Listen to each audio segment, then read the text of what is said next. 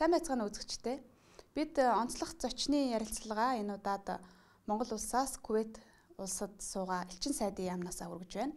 Бид энэ удаагийн дугаартаа Монгол улсаас Кувейт улсад суугаа онц бөгөөд бүр эрхт элчин сайд чин төвшгийг ураад байна.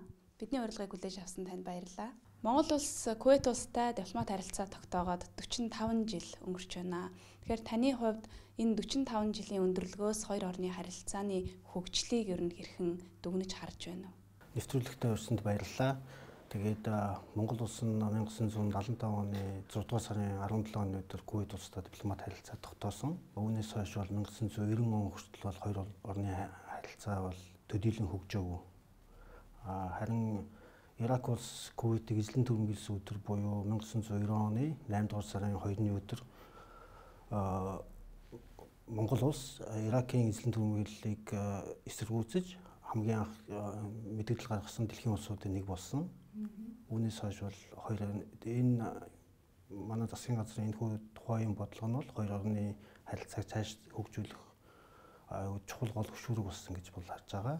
Үүний дараа бол 1995 онд Кувейт улсын эмир Шейх Жабр Ал Ахмад Ас Сабах Монгол улс тусгайлан айлчлал хийж тэгээ яриа хэлцсэний үеэр бол Кувейт улсыг ингээ Ирак эзэлсэн үед Монгол улсын дэмжиж байгаа энэ дэмжсэн байр суурь нь тусгайлан талархал илэрхийлэх гэж ирлээ гэд тэгээд өөрөө аль биесны айлчлал хийж ирсэн.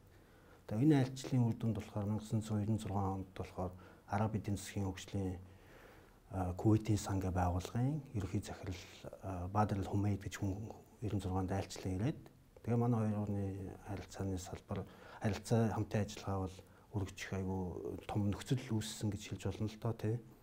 Тэгээ үүний дараа бол 1996 оноос 2000 он хүртэл бол Араб эдийн засгийн Кувейтийн сан Монгол улсад бол дархан эрдэнэт булган унд тариалан гэх энэ автозамыг атуучилтай автозамыг барихад нэн хөнгөлөлтөө нөхцлөөр зээл болгосон байна. Түүнээс гадна бол Кувейт улс нь бол Говьалтай аймагт тайшрын усан цахилгаан станцыг барихад бас хөнгөлөлтөө зээл 19.7 сая долларын хөнгөлөлтөө зээл болгосон. Нийтдээ бол өнөөгийн байдлаар Кувейт улс бол нэг 79.2 сая ам долларын хөнгөлөлтөө зээлийг Монгол улсад болгож бусалгүй тусламжийг бас Кувейт улс тухайн бүртээ бас олгож ирсэн.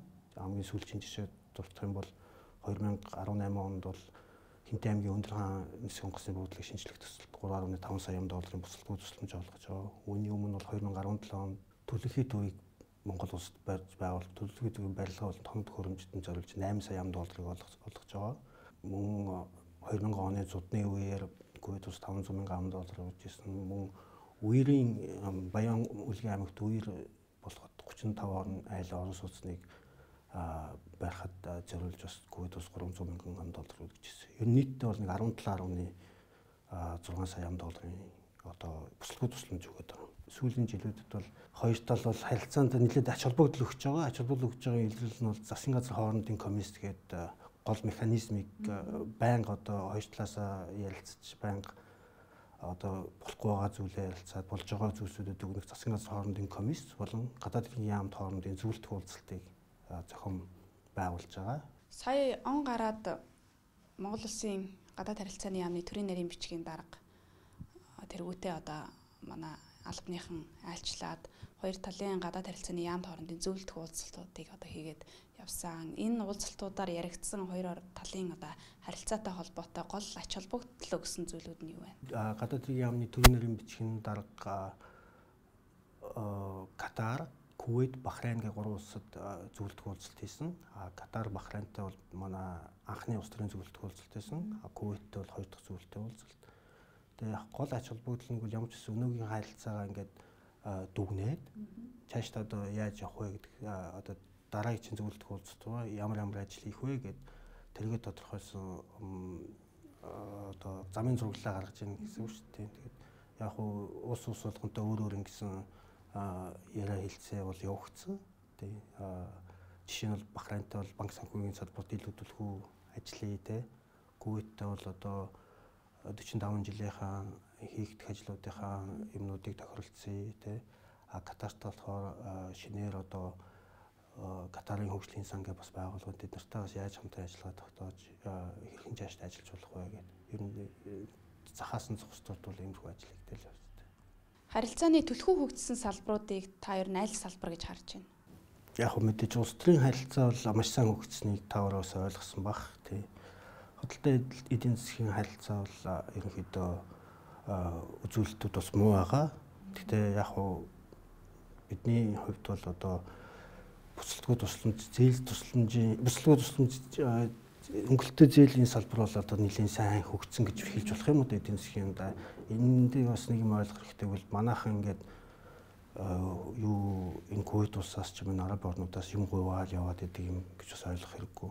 Яагаад гэвэл энэ улсын ч өөрийнх нь бодлого, гадаад бодлогын зөөлөн хүчнийх нь бодлогын нэг хэлбэр нь Монгол шиг тийм харилцаа сайттай улстай тэр улсынхаа хөгжил дэвшилтэнд зориулж зээл олох, тусламж олох өөрсдийнх нь сонирхол бас байдаг. Тэгээ яг мэдээж хэн найдвартай зээлдэгч гэдэг нь бас харна л да тийм. Манай улсын хувьд бол мэдээж найдвартай зээлдэгч болсон. Гэхдээ нэг юм бас ойлгол 1990 оноос өмнө бол Кувейт улс исламын шашинтай тэгээд хөрөнгө мөнгөтэй орны хувьд яадаг гэсэн бол зөвхөн арабын орнуудтай эсвэл исламын шашинтай орнуудтай тусалдаг байсан.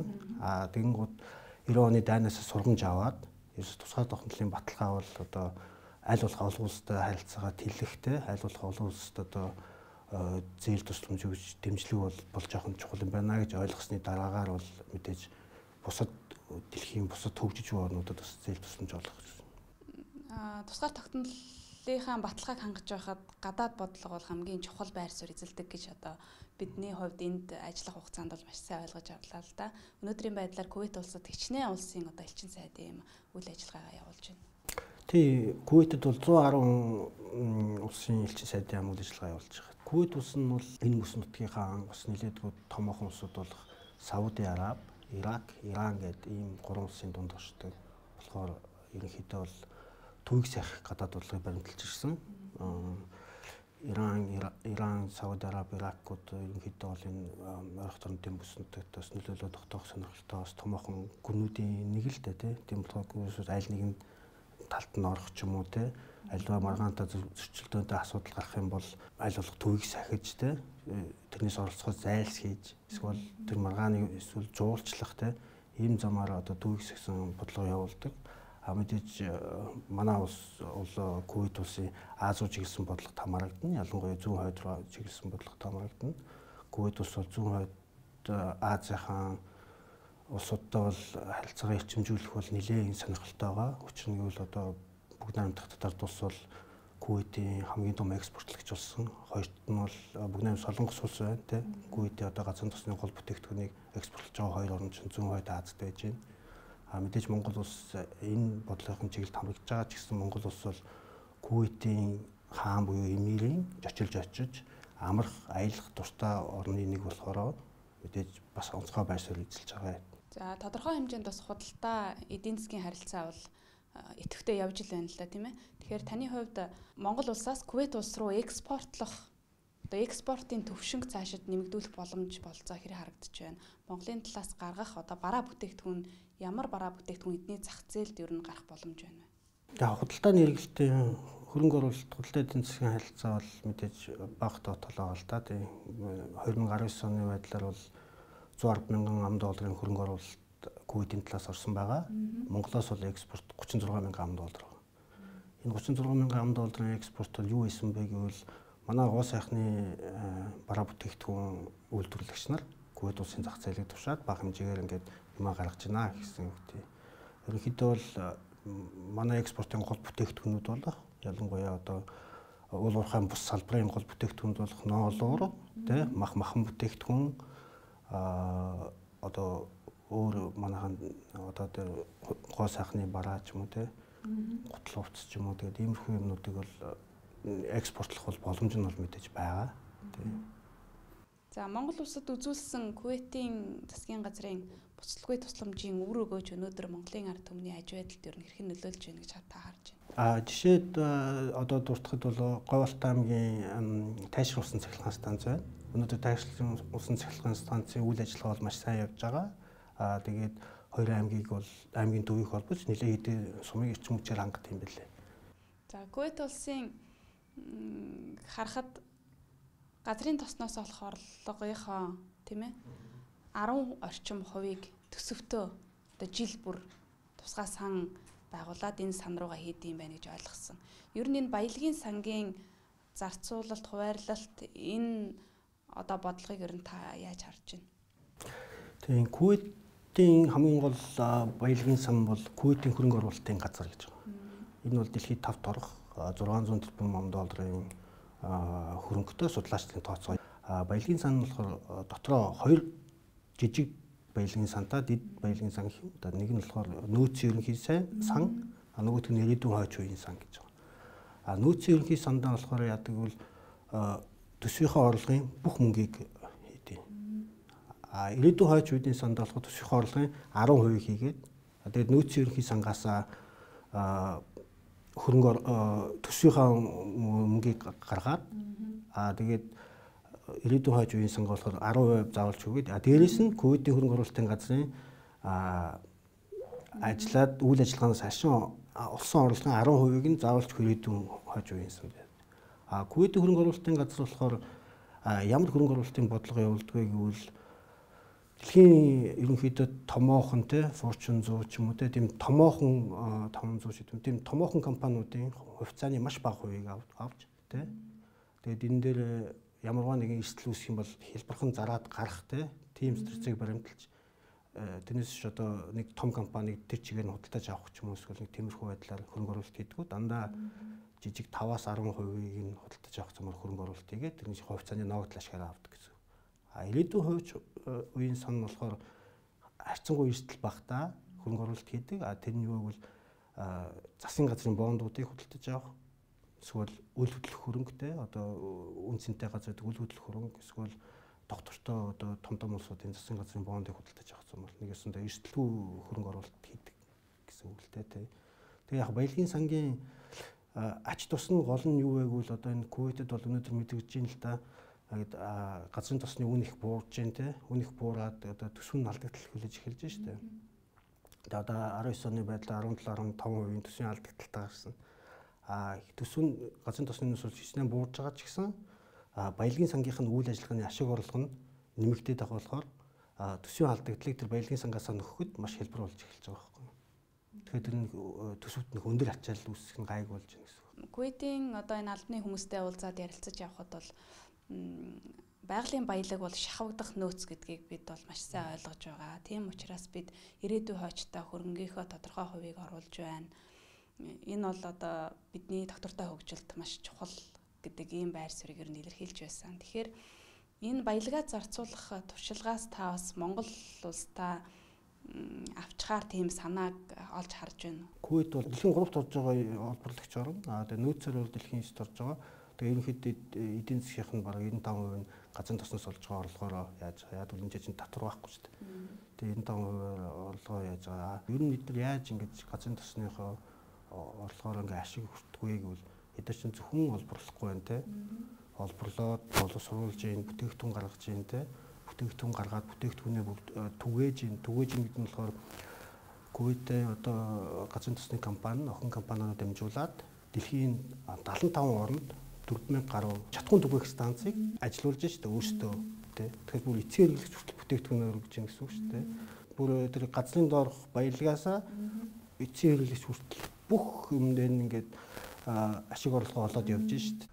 Та Кувейт улсаас гадна Арабын булангийн ямар улсуудад одоо хавсарч ажиллаж байна уу? Би Кувейт улсаас гадна булангийн хамтын ажиллагааны зөвлөлийн бусад бүх орныг хариуцж байгаа. Авсан сууж байгаа. Энд болохоор ямар улсууд вэ? Сауди Араб, Бахрейн хамт улс, Арабын нэгдсэн Эмират улс, Катар улс, тэгээ Оманы султанат улс гэдэг. Тэгээ Кувейтийг нэлээд энэ 6 улс.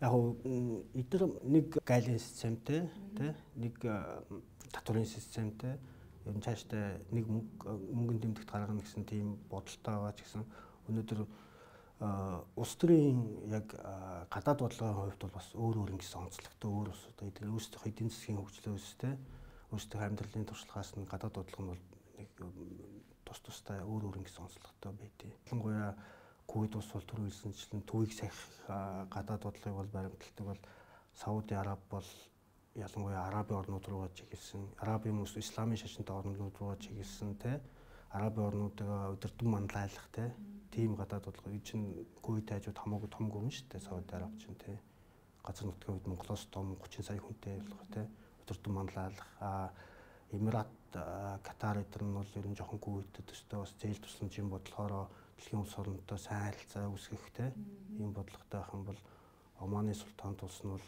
голчлоо одоо энэ Иран, Сауди Арабын хооронд жуулчлагчтай аль алинтай сайн харилцаа тэр хоёрын хооронд жуулчлагчийн үүрэг гүйцэтгэж ажилладаг ч юм уу. Өөр ингэсэн нэг онцлогтой л доо тий. Монголоос ер нь өнөөдөр хичнээн иргэн ажиллаж амьдарч байна. Яг одоо ингээд бүхэлд нь аваад үзвэл.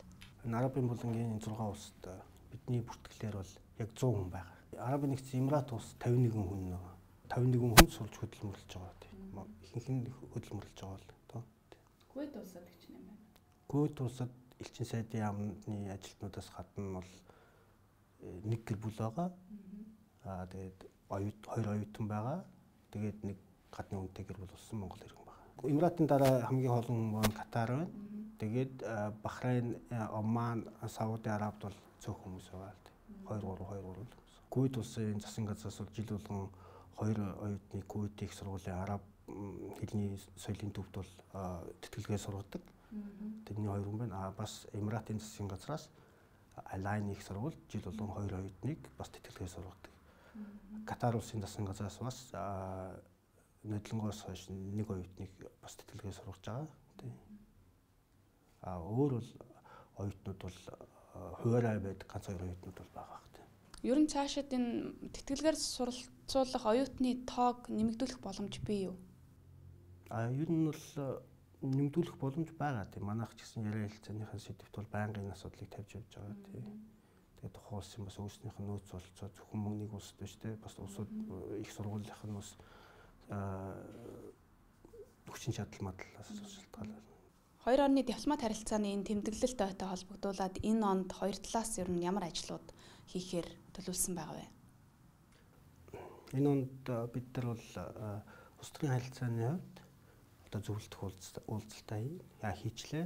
Үүний дараа бол одоо засгийн газар хоорондын комиссийн 2 дугаар хуралдааны хийж байгаа. Эдийн засгийн харилцааны хувьд бол бид нар манай талаас төсөл тавьсан байгаа. Энэ төсөл бол одоо нойрглын дадал, өндөр хаан чиглэлийн авто замыг бас барихны өнгөлтөө зээлийн төсөл байгаа. Энийх асуудлыг бол хоёр талаасаа шийдэх гэсэн ерөнхийдөө тохиролцоонд бол хүрсэн байгаа. Соёл хүмүүнлэгийн салбарт бол Монголын соёлын өдрүүдийг тий энэ Кувейт улс тус 4 сард зохион байгуулахаар төлөвлөж байна. Соёлын өдрүүдээр бол Монголын уран бүтээлчдийн үзүүлбэр, үндэсний урлагийн тоглолт, мөн уран бүтээлчдийн зургийн үзэсгэлэн, норд арт гэдэг тэр үзэсгэлэнг бол энд гаргахаар бэлтгэж байгаа. Иймэрхүү ажлыг хийхээр төлөвлөж байна. Бидний нойрын ирээдүйд бол илүү болон мөрөгжих байх л гэж би найдаж байна. Цаашдаа бид нойр засгийн харилцаа хамтын ажиллагаанаас илүүтэйгээр өргөн мөрөөдөд түншлэлийн харилцаанд хүрэх боломж бол бүрэн байна гэж харагдаж байгаа. Тэгээд иргэд хооронд бас харилцан зорчход харилцан визгүй болох нөхцөл бүрдсэн байх болов уу гэж ойроод бодож байна. Түүнээс гадна бас Катар, Эмиратын үндэсний авиа компаниуд бол Монгол улс руу шууд нислэг хийя, үлдъя гэсэн ийм хүсэл тавиад байгаа. Тэгээд суудахгүй шууд нислэгтэй болчих байх гэж найдаж байна. Хэрвээ гэх юм бол энэ хоёр орны харилцааны зөвхөн иргэдийн урсгал төдийгүй худалдаа эдийн засаг те бизнесийн салбарын хамт ажиллагаа бол маш сайн хөгжсөн байна. За Монгол Кувейтийн харилцааны талаар илүү одоо өргөн мэдээлэлтэй ярилцлага өгсөн элчин сайд танд маш их баярлалаа. За баярлалаа. Төсвөрлөгтэй урьсан дахин талархал илэрхийлье. Үзэгчдээ онцлог зочны ярилцлага бид энэ удаад Монгол улсаас Кувейт улсад суугаа элчин сайдын яамнаас хүргэлээ. Бидний энэ удаагийн дугаарт Монгол улсаас Кувейт улсад суугаа онц бөгөөд бүр эрхт элчин сайд чин төвшиг өргөдөж оролцлоо. Бидний нэвтрүүлгийг хүлээж авсан үзэгчдээ та бүхэндээ баярлалаа.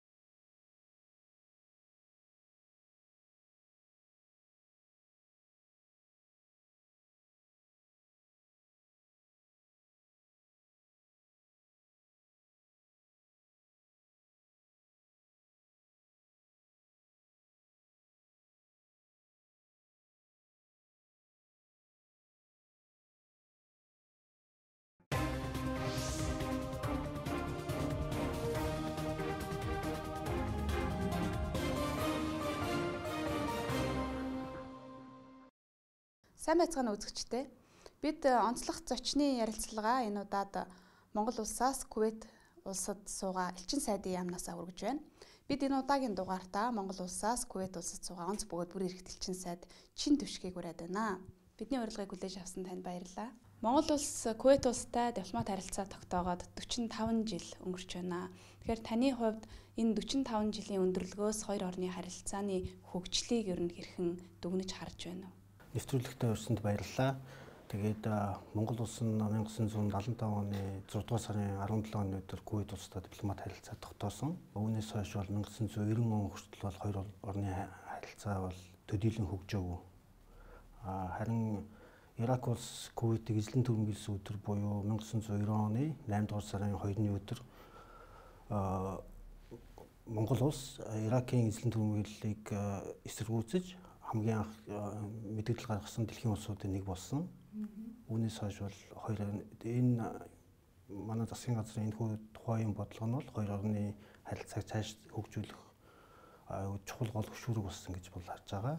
Үүний дараа бол 1995 онд Кувейт улсын эмир Шейх Жабр Ал Ахмад Ас Сабах Монгол улс тусгайлан айлчлал хийж тэгээ яриа хэлцсэний үеэр бол Кувейт улсыг ингээ Ирак эзэлсэн үед Монгол улсын дэмжиж байгаа энэ дэмжсэн байр суурь нь тусгайлан талархал илэрхийлэх гэж ирлээ гэд тэгээд өөрөө аль биесны айлчлал хийж ирсэн.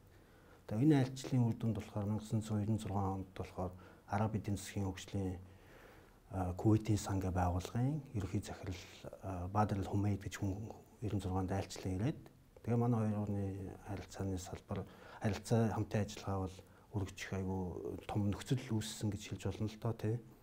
Тэгээ үүний дараа бол 1996 оноос 2000 он хүртэл бол Араб эдийн засгийн Кувейтийн сан Монгол улсад бол дархан эрдэнэт булган унд тариалан гэх энэ автозамыг атуучилтай автозамыг барихад нэн хөнгөлөлтөө нөхцлөөр зээл болгосон байна. Түүнээс гадна бол Кувейт улс нь бол Говьалтай аймагт тайшрын усан цахилгаан станцыг барихад бас хөнгөлөлтөө зээл 19.7 сая долларын хөнгөлөлтөө зээл болгосон. Нийтдээ бол өнөөгийн байдлаар Кувейт улс бол нэг 79.2 сая ам долларын хөнгөлөлтөө зээлийг Монгол улсад болгож бусалгүй тусламжийг бас Кувейт улс тухайн бүртээ бас олгож ирсэн. Хамгийн сүүлчийн жишээ дурдах юм бол 2018 онд бол Хинтээ аймгийн Өндөр хаан нисэх онгоцны буудлыг шинжлэх төсөлд 3.5 сая долларын бусалгүй тусламж олгож байгаа. Үүний өмнө бол 2017 онд төлөвлөхийн төвийг Монгол улсад барьж байгуулах төлөвлөгийн төвийн барилгаа болон томд хөрөмжтөнд зориулж 8 сая долларыг олгож байгаа. Мөн 2000 оны зудны үеэр Кувейт улс 500 мянган доллар өгж ирсэн. Мөн үерийн Баян үлгийн аймагт үер болоход 35 орн айл орон сууцныг барихад зориулж бас Кувейт улс 300 мянган доллар өгч ирсэн. Ер нь нийтдээ бол нэг 17.6 сая долларын одоо бусалгүй тусламж өгöd байгаа. Сүүлийн жилүүдэд бол хоёр тал бол харилцаанд нэлээд ач холбогдол өгч байгаа. Ач холбогдол өгч байгаа илрэл нь бол засгийн газрын хоорондын комисс тэгээд гол механизмыг байнга одоо хоёр талаасаа ярилцаж байнга одоо болохгүй байгаа зүйлээ ярилцаад болж байгаа зүйлсүүдэд дүгнэх засгийн газрын хоорондын комисс болон гадаад хэргийн яамд хоорондын зөвлөлт уулзалтыг зохион байгуулж байгаа. Сая он гараад Монгол улсын гадаад харилцааны яамны төрийн нарийн бичгийн дарга тэргүүтээ одоо манай албаныхан айлчлаад хоёр талын гадаад харилцааны яамд хоорондын зөвлөлт уулзалтуудыг одоо хийгээд явсан. Энэ уулзалтуудаар яригдсан хоёр талын одоо харилцаатай холбоотой гол ач холбогдол өгсөн зүйлүүд нь юу вэ? Гадаад хэргийн яамны төрийн нарийн бичгийн дарга Катар, Кувейт, Бахрейн гэх гурван улсад зөвлөлт уулзалт хийсэн. Катар, Бахрейнтэй бол манай анхны улс төрийн зөвлөлт уулзалт хийсэн. Кувейттэй бол хоёр дахь зөвлөлт уулзалт. Тэгээ гол ач холбогдол нь ямар ч гэсэн өнөөгийн харилцаагаа ингээд дүгнээд цаашдаа одоо яаж явах вэ гэдэг одоо дараагийн чинь зөвлөлт уулзалт руу ямар ажил хийх вэ гэд тэргээ тодорхойлсон одоо замын зураглалаа гаргаж ийн гэсэн үг шүү дээ. Тэгээд яг уу улс болгонтой өөр ингэсэн яриа хэлцээ бол явагдсан. Тэ жишээ нь бол Бахрейнтэй бол банк санхүүгийн салбарт дийлэгдүүлэхүү ажлыг тэ Кувейттэй бол одоо 45 жилийнхаа хийгдэх ажлуудынхаа юмнуудыг тохиролцсон тэ Катарт болохоор шинээр одоо Катарын хөгжлийн сан гэх бас байгууллагууд бид нартайгаас яаж хамтан ажиллагаа тогтоож хэрхэн цаашдаа ажиллаж болох вэ гэдэг. Ер нь захаас нь зохисторд бол иймэрхүү ажил хийгдэл байна. Харилцааны түлхүү хөгжсөн салбаруудыг та ер нь аль салбар гэж харж байна? Яг хөө мэдээж улс төрийн харилцаа бол маш сайн хөгжсөнийг та өөрөөс ойлгосон баг. Тий. Худалдаа эдийн засгийн харилцаа бол ерөнхийдөө үзүүлэлтүүд бас муу байгаа. Гэхдээ яг хөө бидний хувьд бол одоо буцалтгүй тусламж, зээл тусламжийн өнгөлтөө зээлийн салбар бол одоо нэлийн сайн хөгжсөн гэж хэлж болох юм уу эдийн засгийн да. Энд бас нэг юм ойлгох хэрэгтэй бол манайхан ингээд энэ Кувейт улсаас ч юм уу араб орнуудаас юм гуйваал яваад идэг юм гэж бас ойлгох хэрэггүй. Яагаад гэвэл энэ улсын чинь өөрийнх нь бодлого, гадаад бодлогын зөөлөн хүчнийх нь бодлогын нэг хэлбэр нь Монгол шиг тийм харилцаа сайттай улстай тэр улсынхаа хөгжил дэвшилтэнд зориулж зээл олох, тусламж олох өөрсдийнх нь сонирхол бас байдаг. Тэгээ яг мэдээж хэн найдвартай зээлдэгч гэдэг нь бас харна л да тийм манай улсын хувьд бол мэдээж найдвартай зээлдэгч болсон. Гэхдээ нэг юм бас ойлгвол 1990 оноос өмнө бол Кувейт улс исламын шашинтай тэгээд хөрөнгө мөнгөтэй орны хувьд яадаг гэсэн бол зөвхөн арабын орнуудтай эсвэл исламын шашинтай орнуудтай тусалдаг байсан. Тэгэнгүүт 90 оны дайнаас сургамж аваад ерөөс тусгай тогтнолын баталгаа бол одоо аль болох олон улстай харилцаагаа тэлэхтэй, аль болох олон улсад одоо зээл тусламж өгж дэмжлэг бол жоохон чухал юм байна гэж ойлгосны дараагаар бол мэдээж бусад дэлхийн бусад хөгжиж буй орнуудад бас зээл тусламж олох гэсэн. Тусгай тогтнолынхаа баталгааг хангаж байхад гадаад бодлого бол хамгийн чухал байр суурь эзэлдэг гэж одоо бидний хувьд энд ажиллах хугацаанд бол маш сайн ойлгож авлаа л да. Өнөөдрийн байдлаар Кувейт улсад хичнээн улсын одоо элчин сайдын үйл ажиллагаагаа явуулж байна. Тий, Кувейтэд бол 110 улсын элчин сайдын үйл ажиллагаа явуулж байгаа. Кувейт улс нь бол энэ бүс нутгийнхаа бас нэлээдгүй томоохон улсууд болох Сауди Араб, Ирак, Иран гэдэг ийм гурван улсын дунд оршдог. Болохоор ерөнхийдөө бол төвийг сахих гадаад бодлогыг баримталж ирсэн. Иран, Сауди Араб, Иракууд ерөнхийдөө бол энэ ойрхон тойрнын бүс нутагт бас нөлөөлөл тогтоох сонирхолтой бас томоохон гүрнүүдийн нэг л дээ тийм болохоор аль нэгэн талд нь орох ч юм уу те альва маргаантай зөрчилдөөнтэй асуудал гарах юм бол аль болох төвийг сахиж те тэрнээс оролцоход зайлс хийж эсвэл тэр маргааны эсвэл жуулчлах те ийм замаар одоо төвийг сахсан бодлого явуулдаг. Мэдээж манай улс Кувейт улсын Аз руу чиглэсэн бодлогот хамаарагдана. Ялангуяа зүүн хойд руу чиглэсэн бодлогот хамаарагдана. Кувейт улс бол зүүн хойд Азийн улсуудтай бол харилцаагаа эрчимжүүлэх бол нэлээд сонирхолтой байгаа. Учир нь гэвэл одоо бүгд найрамдах татарт улс бол Кувейтийн хамгийн том экспортлагч болсон. Хоёрт нь бол бүгд найрамд Солонгос улс байна те. Кувейтийн одоо газар тосны гол бүтээгдэхүүнийг экспортлож байгаа хоёр орн чинь зүүн хойд Азад байж байна. Мэдээж Монгол улс энэ бодлогын чиглэлд хамрагдж байгаа ч гэсэн Монгол улс бол Кувейтийн хаан буюу эмирийн жочилж очиж амрах, аялах дуртай орны нэг болохоор мэдээж бас онцгой байр суурь эзэлж байгаа.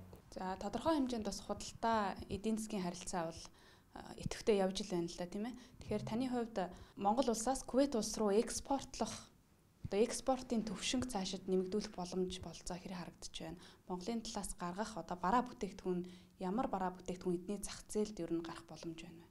За худалдааны хэрэглэлтийн хөрөнгө оруулалт худалдаа эдийн засгийн харилцаа бол мэдээж бага тоотолоо л да. Тийм 2019 оны байдлаар бол 110 мянган $100 хөрөнгө оруулалт Кувейтийн талаас орсон байгаа.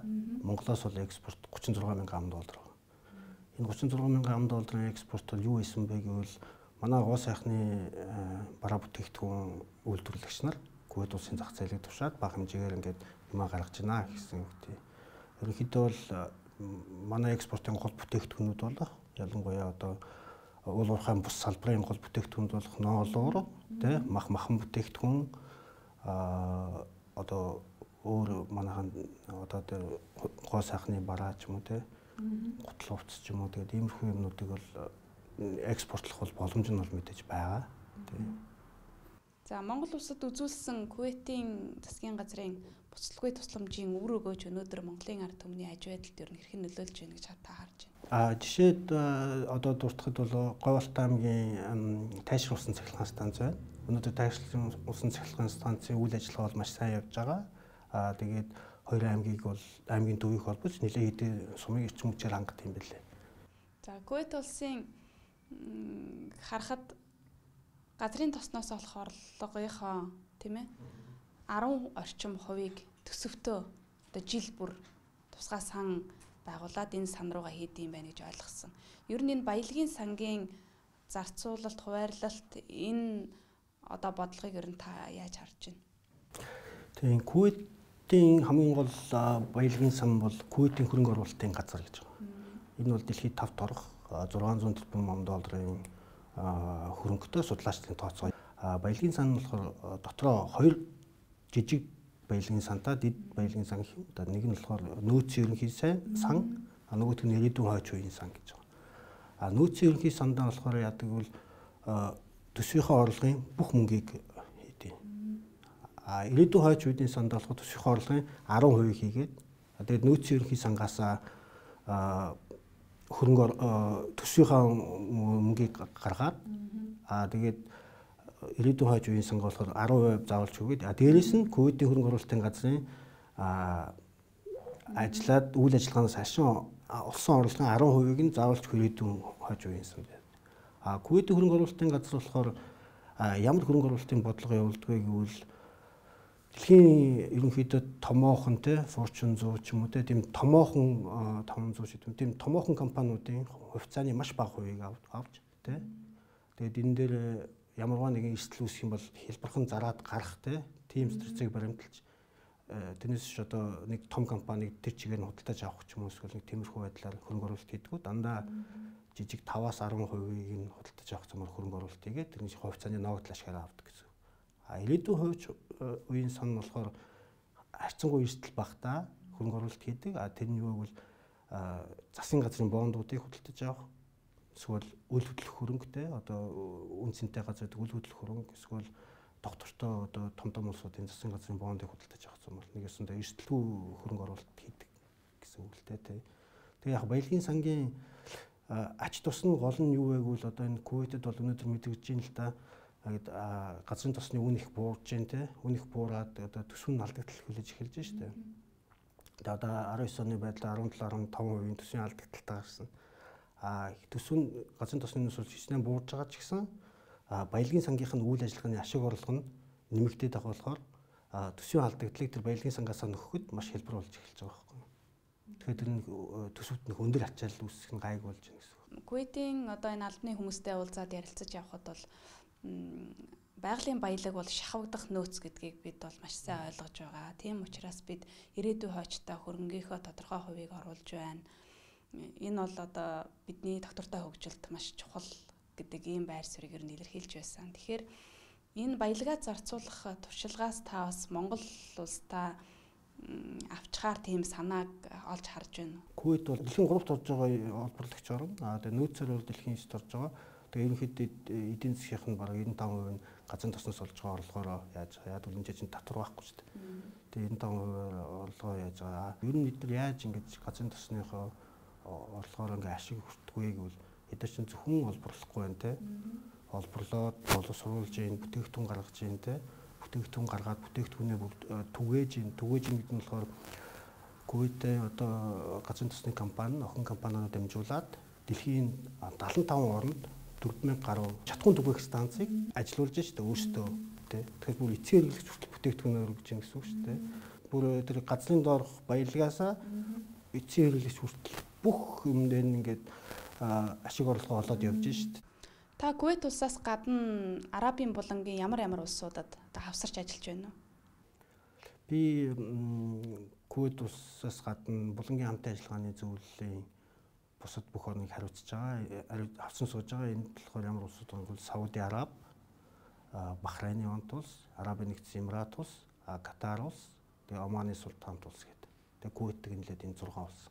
Яг эдгээр нэг гайлын системтэй, тэ нэг татварын системтэй ер нь цаашдаа нэг мөнгөнд дэмжигт гаргана гэсэн тийм бодолтой байгаа ч гэсэн өнөөдөр улс төрийн яг гадаад бодлогын хувьд бол бас өөр ингэсэн онцлогтой өөр улсууд эдгээр өөрсдийнхөө эдийн засгийн хөгжлөөс тэ өөрсдийнхөө амьдралын туршлагаас нь гадаад бодлого нь бол нэг тустай өөр ингэсэн онцлогтой байдیں۔ Ялангуяа Кувейт улс бол түрүүлсэнчлэн төвийг сахих гадаад бодлогыг бол баримталдаг бол Сауди Араб бол ялангуяа Арабын орнууд руугаа чиглэсэн, Арабын хүмүүс исламын шашинтай орнууд руугаа чиглэсэн те Арабын орнуудыг удирдан манлайлах те тийм гадаад бодлого чинь Кувейт хажууд хамаагүй том гүрэн шүү дээ. Сауди Араб чинь те газар нутгийн үед Монголоос том 30 сая хүнтэй болох те удирдан манлайлах Эмират Катар эдгээр нь бол ер нь жоохон Кувейтэд өстэй бас зээл тусламж юм бодлохоор дэлхийн улс орнтой сайн харилцаа үүсгэх те ийм бодлоготой байх юм бол Оманы султанд улс нь бол голчлоо одоо энэ Иран, Сауди Арабын хооронд жуулчлагчтай аль алинтай сайн харилцаа тэр хоёрын хооронд жуулчлагч үүрэг гүйцэтгэж ажилладаг ч юм уу. Өөр ингэсэн нэг онцлогтой л доо тий. Монголоос ер нь өнөөдөр хичнээн иргэн ажиллаж амьдарч байна. Яг одоо ингээд бүхэлд нь аваад үзвэл. Энэ Арабын булангийн 6 улсад бидний бүртгэлээр бол яг 100 хүн байгаа. Арабын нэгдсэн Эмират улс 51 хүн нөгөө. 51 хүн сурч хөдөлмөрлөж байгаа тий. Ихэнх нь хөдөлмөрлөж байгаа л доо. Кувейт улсад хичнээн байна. Кувейт улсад элчин сайдын яамны ажилтнуудаас гадна бол нэг гэр бүл байгаа. Тэгээд хоёр оюутан байгаа. Тэгээд нэг гадны хүнтэй гэр бүл болсон Монгол иргэн байгаа. Эмиратын дараа хамгийн олон хүн Катар байна. Тэгээд Бахрейн, Оман, Сауди Арабд бол цөөх хүмүүс байгаа л дээ. 2 3 Кувейт улсын засгийн газраас бол жил болгон 2 оюутныг Кувейт их сургуулийн араб хэлний соёлын төвд бол тэтгэлгээ сургадаг. Тэрний 2 хүн байна. Бас Эмиратын засгийн газраас Алайн их сургууль жил болгон 2 оюутныг бас тэтгэлгээ сургадаг. Катар улсын засгийн газраас бас нодлонгоос хойш 1 оюутныг бас тэтгэлгээ сургаж байгаа. Тий. Өөр бол оюутнууд бол хуваарай байдаг ганц 2 оюутнууд бол байгаа хэрэг. Ер нь цаашид энэ тэтгэлгээр суралцуулах оюутны тоог нэмэгдүүлэх боломж бий юу? Ер нь бол нэмэгдүүлэх боломж байгаа тийм. Манайх ч гэсэн яриа хэлцээний сэдвт бол байнгын асуудлыг тавьж явж байгаа тийм. Тэгээд тухайн улсын бас өөрснийх нь нөөц болцоо зөвхөн мөнгөний улсд биш тийм. Бас улсууд их сургуулийнх нь бас хүчин чадал мадлаас шалтгаалаад. Хоёр орны дипломат харилцааны энэ тэмдэглэлт ойтой холбогдуулаад энэ онд хоёр талаас ер нь ямар ажлууд хийхээр төлөвлөсөн байгаа вэ? Энэ онд бид нар бол улс төрийн харилцааны хувьд одоо зөвлөлдөх уулзалтаа хийчлээ. Үүний дараа бол одоо засгийн газар хоорондын комиссийн 2 дугаар хуралдааны хийж байгаа. Эдийн засгийн харилцааны хувьд бол бид нар манай талаас төсөл тавьсан байгаа. Энэ төсөл бол одоо нойрглын дадал, өндөр хаан чиглэлийн авто замыг бас барихны өнгөлтөө зээлийн төсөл байгаа. Энийх асуудлыг бол хоёр талаасаа шийдэх гэсэн ерөнхийдөө тохиролцоонд бол хүрсэн байгаа. Соёл хүмүүнлэгийн салбарт бол Монголын соёлын өдрүүдийг тий энэ Кувейт улс тус 4 сард зохион байгуулахаар төлөвлөж байна. Соёлын өдрүүдээр бол Монголын уран бүтээлчдийн үзүүлбэр, үндэсний урлагийн тоглолт, мөн уран бүтээлчдийн зургийн үзэсгэлэн, норд арт гэдэг тэр үзэсгэлэнг бол энд гаргахаар бэлтгэж байгаа. Иймэрхүү ажлыг хийхээр төлөвлөж байна. Бидний нойрын ирээдүйд бол илүү болон мөрөгчих байх л гэж би найдаж байна. Цаашдаа бид нойр засгийн харилцаа хамтын ажиллагаанаас илүүтэйгээр өргөн мөрөөдөд түншлэлийн харилцаанд хүрэх боломж бол бүрэн байна гэж харагдаж байгаа. Тэгээд иргэд хооронд бас харилцан зорчход харилцан визгүй болох нөхцөл бүрдсэн байх болов уу гэж ойроод бодож байна. Түүнээс гадна бас Катар, Эмиратын үндэсний авиа компаниуд бол Монгол улс руу шууд нислэх үлдъя гэсэн ийм хүсэл тавиад байгаа. Тэгээд суудахгүй шууд нислэхтэй болчих байх гэж найдаж байна. Хэрвээ гэх юм бол энэ хоёр орны харилцааны зөвхөн иргэдийн урсгал төдийгүй худалдаа эдийн засаг бизнесийн салбарын хамт ажиллагаа бол маш сайн хөгжсөн байна. За Монгол Кувейтийн харилцааны талаар илүү одоо өргөн мэдээлэлтэй ярилцлага өгсөн элчин сайд танд маш их баярлалаа. За баярлалаа. Төсвөрлөгтэй урьсан дахин талархал илэрхийлье. Үзэгчдээ онцлог зочны ярилцлага бид энэ удаад Монгол улсаас Кувейт улсад суугаа элчин сайдын яамнаас хүргэлээ. Бидний энэ удаагийн дугаарт Монгол улсаас Кувейт улсад суугаа онц бөгөөд бүр эрхт элчин сайд чин төвшиг өргөдөж оролцлоо. Бидний нэвтрүүлгийг хүлээж авсан үзэгчдээ та бүхэндээ баярлалаа.